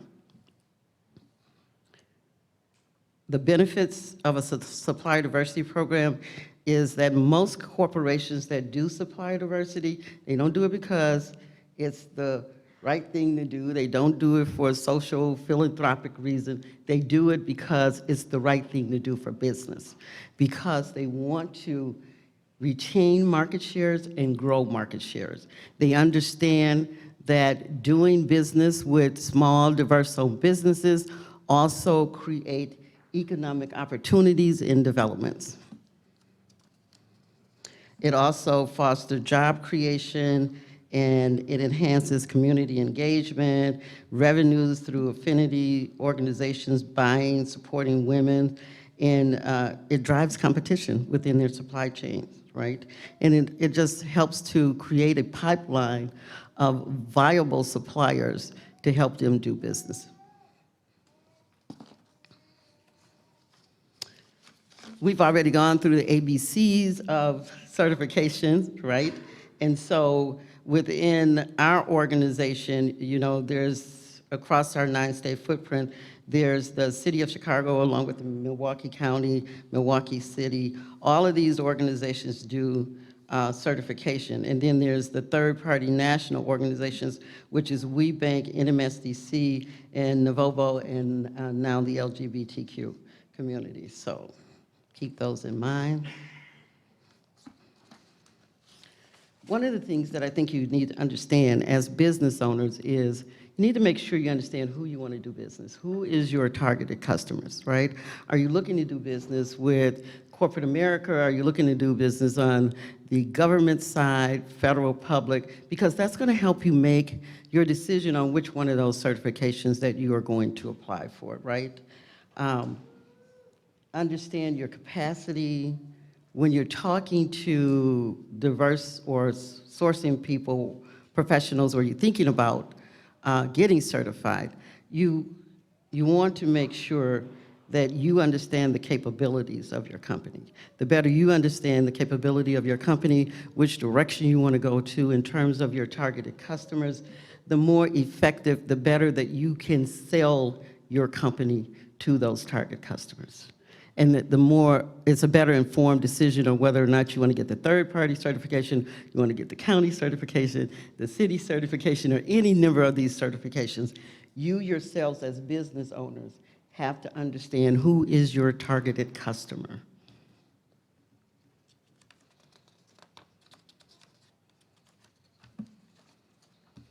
So the benefits of certification, you've heard this a number of times, right? Is access and visibility. You can leverage the relationship with both WeBank and NMSDC to meet both our national corporate members. We're also global in terms of doing certification as well. But specifically our national footprint, we hold a annual meeting that travels around, or conference, and there are so many corporations in the room. So having that certification, most often there are only certified women-owned businesses that are at those national conferences, and you get to meet companies like General Motors or Ford or Target or Medtronic, any number of major Raytheon companies, Harley Davidson, that are in the supplier diversity space, right? That's where the third-party certification gets you the access to. Your business go into our national database, which all of our corporate partners and members have access to. You also then have visibility to who these supplier diversity professionals are. You can reach out to them. You can send them information about your companies, and that's how you can benefit from that third-party certification. You get to use the logo so that you don't have to say, I'm a certified woman-owned business. The logo is going to tell the story. That's just one less sentence that you have to say about yourself, right? And so it creates that visibility.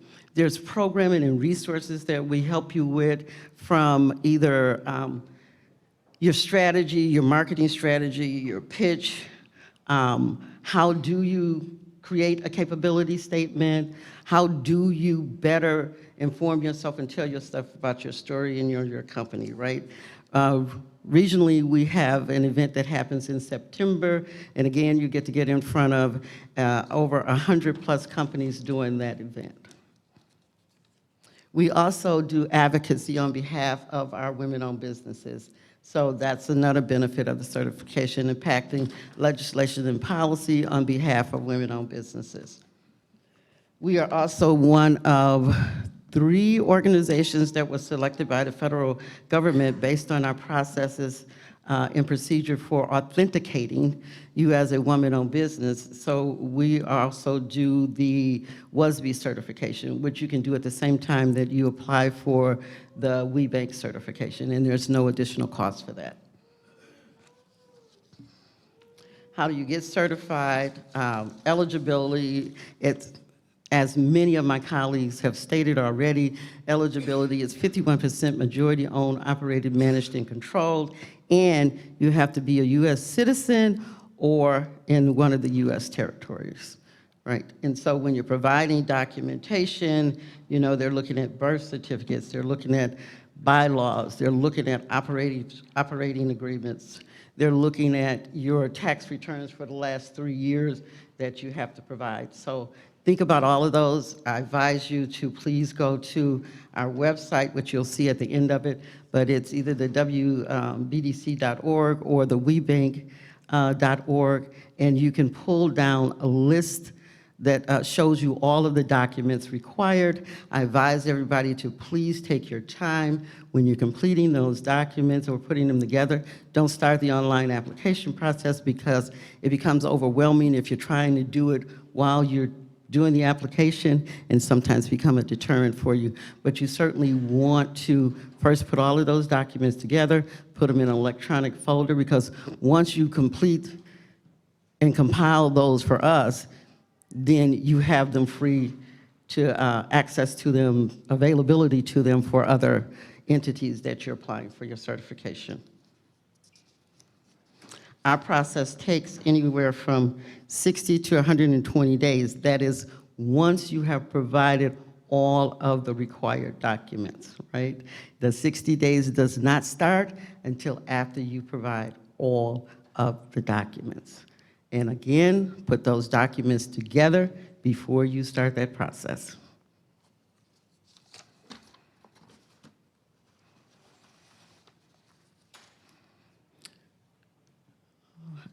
make sure that this all meets up. Okay, yes. I'm wrapping it up right now. It's pretty much the same as the others, you know, in terms of your application process, your owner eligibility, your history and things like that. Again, just go to our website and all of the mandatory documents required is there on that website.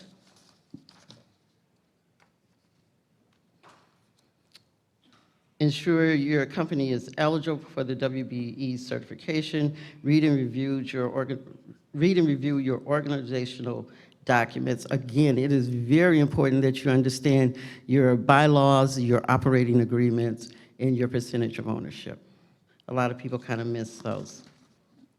We do recertify annually. Our minimum fee is $350, and it's based on your revenue generated by your company. With that, I say thank you. My information is there. I have a table out there. Anybody that wants to talk to me can do so. Any questions at this time? Thank you, Jess. We're gonna leave so that we can get back on schedule. We're gonna take questions, if they could, to visit you at your booth. It's the purple one, like straight out the door. Yes. So thank you for that. And last but not least, Derek Knox will be talking about the minority business certification. Where's Derek? You're not as fast as Eugene here, just saying. Thank you. All right. All right, good afternoon, everyone. So good to see so many familiar faces and new faces as well. Again, my name is Derek Knox. I am the Vice President of Operations at the North Central Minority Supplier Development Council, and also I am the operator for the Wisconsin MBDA Center. Who we are. The North Central Minority Supplier Development Council is a corporate membership organization dedicated to providing supplier diversity. We are one of 23 affiliates. We're part of a national organization called the National Minority Supplier Development Council. Established in 1978, we have more than 1,700 national corporate members, and we have 16,000 certified MBEs.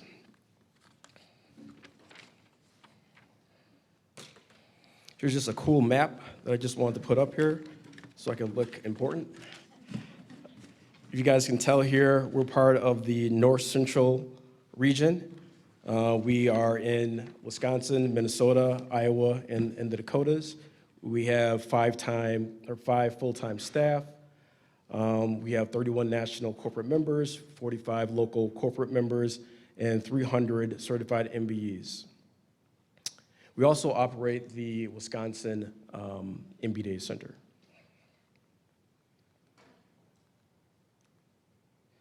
This is important. Most people probably remember Richard Nixon for something else, but he's important here in this slide because his administration had an executive order, and it really looked at disadvantaged Americans, Black, Brown, Asian, Hispanic, and Native American, and really looking at them and saying, how can we provide aid, right? And giving them an opportunity to provide a piece of the economic pie, right? This part is super important. This is how we really conduct business, right? So we look at our 4 pillars, right? And one of the main things we do is we certify our MBEs, right? So we take a look at your business, right? We take a look at your goals, your objectives. What are you trying to accomplish in your business? And then we develop, right? So develop means taking a looking at those visions and opportunities, right? And we try to pair them up with corporate opportunities, right?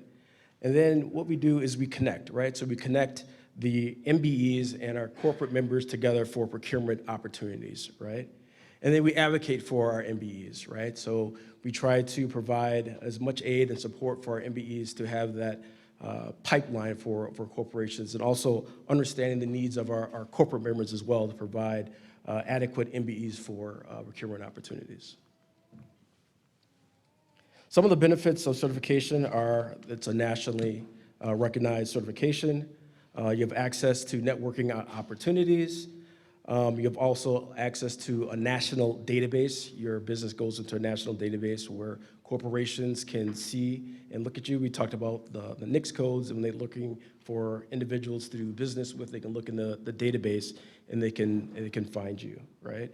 Also, what's important too is the benefit is that you get the opportunity to work with other MBEs. Just a show of hand, how many MBEs are here in the room? I've seen a bunch. You guys can take a look around and look at the different MBEs that are part of our organization.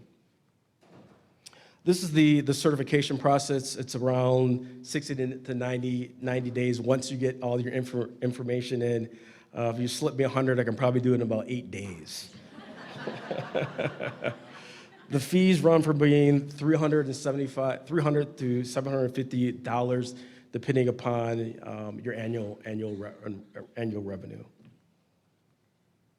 Some of the resources for MBEs are, as I mentioned before, you go into the MBE database for contracting opportunities. There's training and development.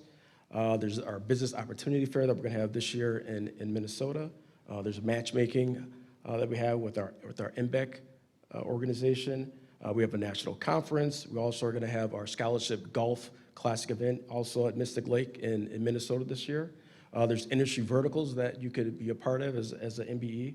And we also have our MB Day Business Center in Wisconsin as well, serving all Wisconsin businesses. Some information about our MBDA Business Center in Wisconsin is really consulting services that we offer our MBEs, whether access to capital, technical assistance, and the like, and that's a free of charge service. That's it. Sure. We're doing questions or? Short, because we were running a little Yep. behind. But you have a table out Yes, out come there see as me. well. Please go see him. We turn it over to Barb. Thank you. Yeah, thank you all the presenters. Thank you so who much. did We this. have 2 more presenters before we open it up to Q&A for everyone and then go out to the business resource table. But I just wanted to mention a couple of things. First, and we had hoped we would have the NFL platform to be able to debut today.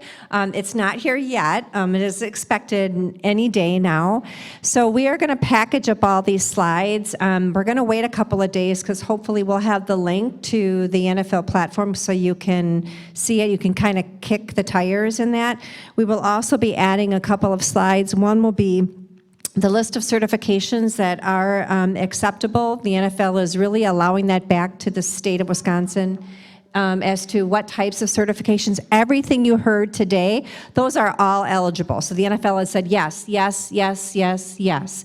But to summarize it, we will be including a slide in the slide deck. We will also be including the slide that is going to include the type of businesses that the NFL will be looking to source. When Aaron first spoke this morning, he had talked about with Detroit, they had 60 businesses that they engaged with outside of what the NFL normally does with drafts. For the one in Green Bay in Wisconsin, they're looking at 100. So I think you can see the power of certifications. If they're only going to source 100, and you might have thousands of businesses that upload their information into the portal, they're going to look at the certified businesses first to see if it meets your needs. So if you're not certified, the whole purpose of today was to connect you with resources to get certified. And Aaron had to pop out, but he did say, just for me to reiterate, this was in the Packer press release, to be considered a diverse supplier, participants must meet the following criteria. The company must be owned by individuals who are 51% minority, women, LGBTQ+, veterans, or persons with disabilities.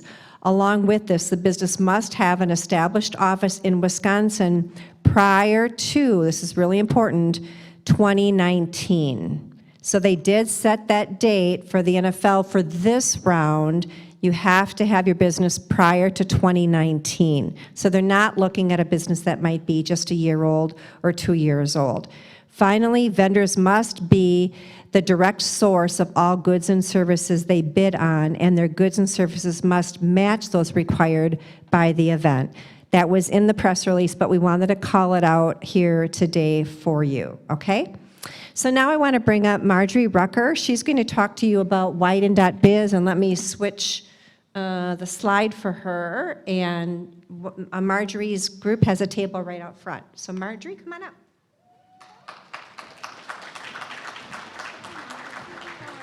I just want to grab this. That's all right. This your phone? There we go. It's all good. That's yours. Okay. All right. I got a slide, y'all. Yay. Okay. So I know this is a lot of information. I'm going to take 30 seconds to just have everybody get up and take a deep breath. Okay? Can we do that? Because I know this is a lot. Okay? I know you all are getting the jewels that you need. All of the resource providers have tables outside. Please go see them based on what you're learning today. Okay? So let me tell you a little bit about Widen, all right? EDBC members, if you are in the room, please stand. No? Okay, Javier. Yes, they were probably outside at their tables. So all of the chambers of commerce that are a part of the EDBC, not all of them, but most of them do have resource tables outside, okay? So certifications is one layer, but technical assistance is also another layer in building your business. Please, please, please go out, learn about the different entities that are out there, find a home. I know the Green Bay Chamber is in the room as well. I don't know if they provide technical assistance, do they, Maria in here? Okay, they do. Okay, so I'm getting the nod that they do. So if you are not affiliated, I promise you we will be your best friends for a minimal fee, okay? We will help you. All right, so that said, let's talk about Widen. So I know that some of you have been lingering around outside and you have this postcard, okay? If you do not have one, that's okay. We have enough. What I want you to do after this presentation is when you get up, our table is right outside the door. We got like prime placement. And I want you to see one of three people. Juan Corpus, who is probably still outside. And then there's Dr. Bree and Abra right there in their green and gold. They wore green and gold today. They were fitting. I wore my Widen t-shirt, okay? Let me tell you what this platform does and why it's important. So once you go through the process of, getting your certifications and whatnot, and even before then, this platform is being built to help you access more opportunities, okay? That's what makes it different. There's a lot of different listings out there for businesses. So, a lot of times you'll sign up to be on a directory or whatnot, and they're great. They're great resources, but this one actually focuses on procurement. Okay, so yes, the baby even agrees. He said yes, right? So what I want you all to do is to go and learn about Widen. Go see one of the three people that are out there. Two of the ladies are back here, and then one is outside. But please, please, please learn and consider signing up. It is open to all businesses in the state of Wisconsin, okay? But we really do focus our efforts on our diverse business community. Okay, because we want to make sure that that platform is as inclusive and diverse as possible, because corporations are looking for you, but if they don't know where to find you, then they're kind of going to 40 to 60 directories and they don't waste that kind of time.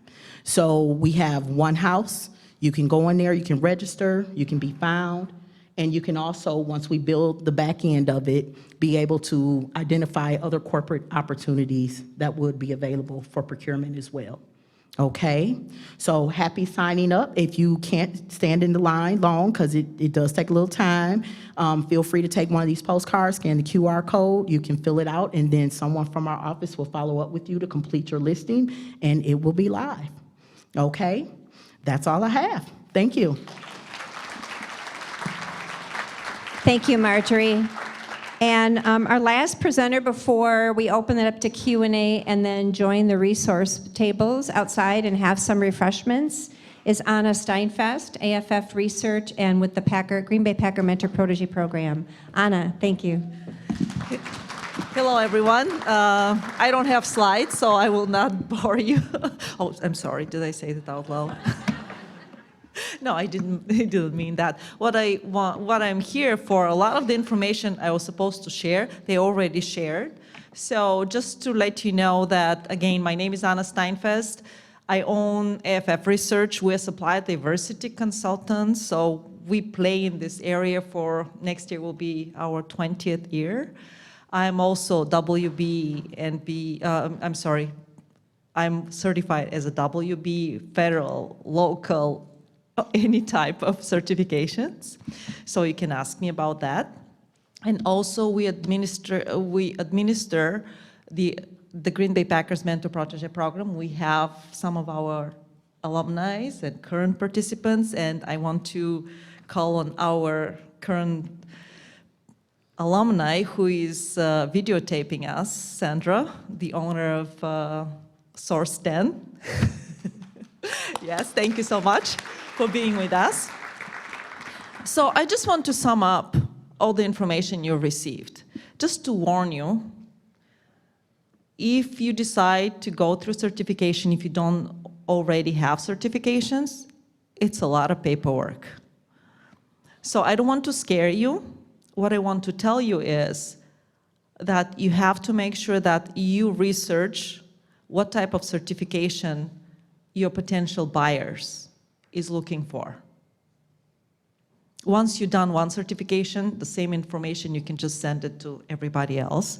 Again, some of them are paid certifications, some of them are free certifications, and especially if you try to sell services or products to the government, talk to WPI.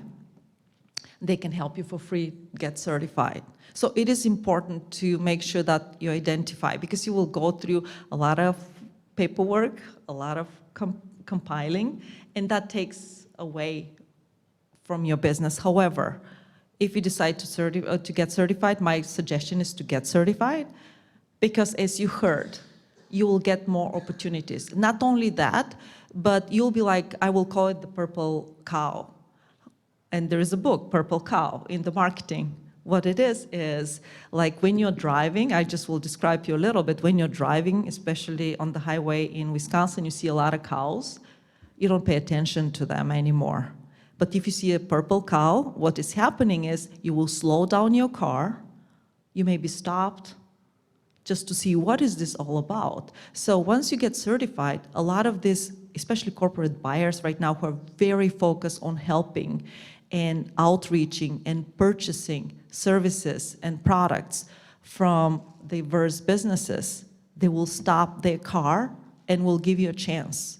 Now, this does not, I have to tell you that only one chance, you have one chance and you better perform. Because if you don't perform, if your capacity is not at the level they expect, they will not call you again. So the certification will not just grant you a lot of other purchases and opportunities. Yeah, I mean, it will give you opportunity just to be this purple cow for you to make sure that they stop and purchase from you, but you have to make sure that you perform. And I'm sure that all of you here have a service or business or product that really needs to be highlighted amongst the rest of the white noise. And that will give you opportunity to go into some of the networking events. Don't forget, we'll have a great networking event, Marketplace, 10th through the 12th of December. That will bring all the purchasing departments from Wisconsin, large corporations, not even from Wisconsin, I mean even 500 and 100 like Jesse was talking about. So go and meet with that. Networking with the purchasing departments will allow you to get you noticed. So leveraging your certification, get certified. Also, the next step, what I want to tell you is like, make sure that you market, that you're certified. Put it on your website. Make sure that it's on your signature into the email. Don't just think that people will know that. No, just make sure that you market. Go and put some PR that you're certified. LGBTQ, MB, WB, veteran-owned business, people with disability. Just make sure that you market your certification. So that's, I mean, I think that's, I don't want to repeat everything else what they already said. So just will give you this time to go and network and ask more questions. And Barb will finish it. Thank you.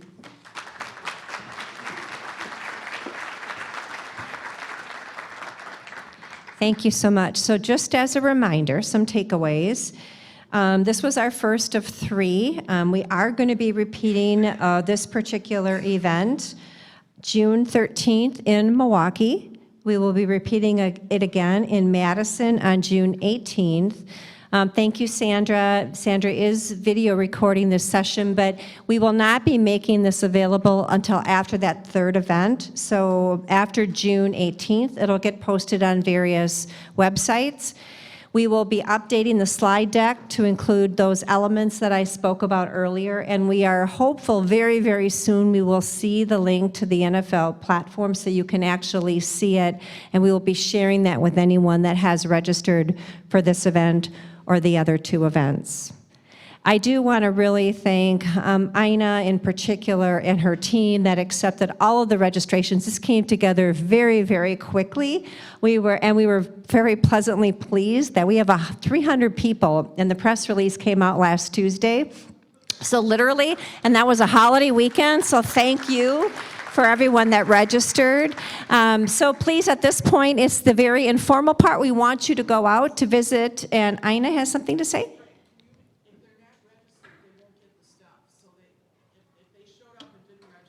Yep. Good point. So Ina just mentioned, so we had some walk-ins today too. We didn't want to turn anybody away, but you need to make sure you register. So go see the WPI table. They can capture your information. So we have your contact where we can send the slides and additional follow-ups. A good reminder. So thank you all for being here this afternoon. We're super excited for the NFL draft and other opportunities, and please go out and network. Thank you.